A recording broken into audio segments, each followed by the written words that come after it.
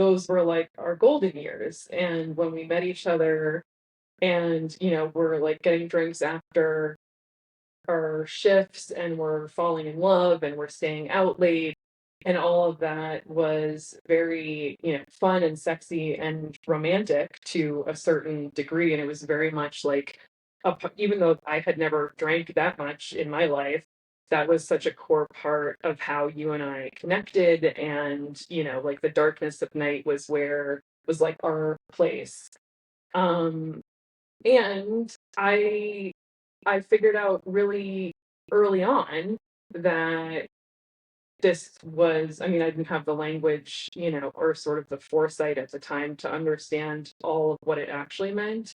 But very early on, because the first time you slept over, I had, was it that there was a fifth of Disaronno that I had unopened on my desk. It was unopened.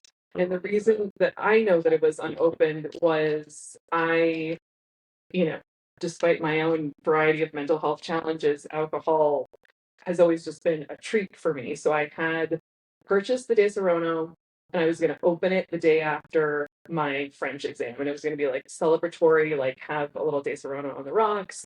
And I had sort of like, planned ahead that I was going to have this treat. So it was on my desk, which was right next to my bed.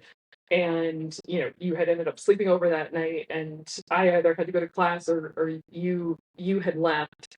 And by the time I came back to my room later that day, the whole bottle of Disaronno was gone.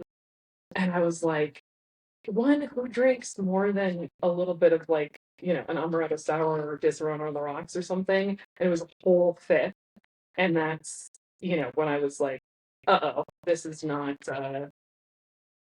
normal. Like that's just not something that I had ever seen before. Yeah. I remember the Disaronno. I think it might have been your roommate Becky that opened it though, as opposed to me. But unfortunately, It was me. yeah. I mean, yeah, I remember that. I remember the Disaronno, and I'm sure that that was, probably a clear, some sort of a flag to you. It wasn't a flag to me at the time. I mean, I was, in the restaurant scene. I mean, I was, living in the middle of the night, that and waking up in the middle of the day, and and most of the folks who I was hanging out with were living similar lifestyles. Now, mind you, for anyone who listens to this podcast, for context of time, this was in 2007, 2008, right? And I had already been drinking at that point for probably a decade Yeah, you were plus. So like it wasn't something that was like was new behavior to me. It was just a new environment. Um, but as you can tell from Eva's recount, I mean, those were some of the earlier kind of foundational moments, at least in us getting to know each other. Spending a lot of time out at clubs, spending a lot of time out at bars and restaurants. And maybe I don't know what your thoughts were on like the kind of like shorter medium term prospects of what that could look like for the two of us. But I certainly wasn't thinking about it at the time. And I think one of the issues that people who drink to a point where they have a substance, an abuse problem when it comes to substances, they're not really thinking about what the longer term effects are, both health on life, that alcohol could potentially play.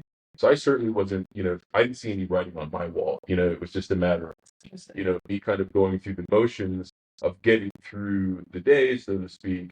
And so I'm curious, like what your reality, your experience was of that, because that wasn't the only instance where you were kind of just like, oh shit, maybe, Oh, you know, yeah, um, yeah, but I mean, we in the last like 2.5, almost 3 years now, we lightly teased out this conversation around my sobriety and my recovery and how it's played in our relationship.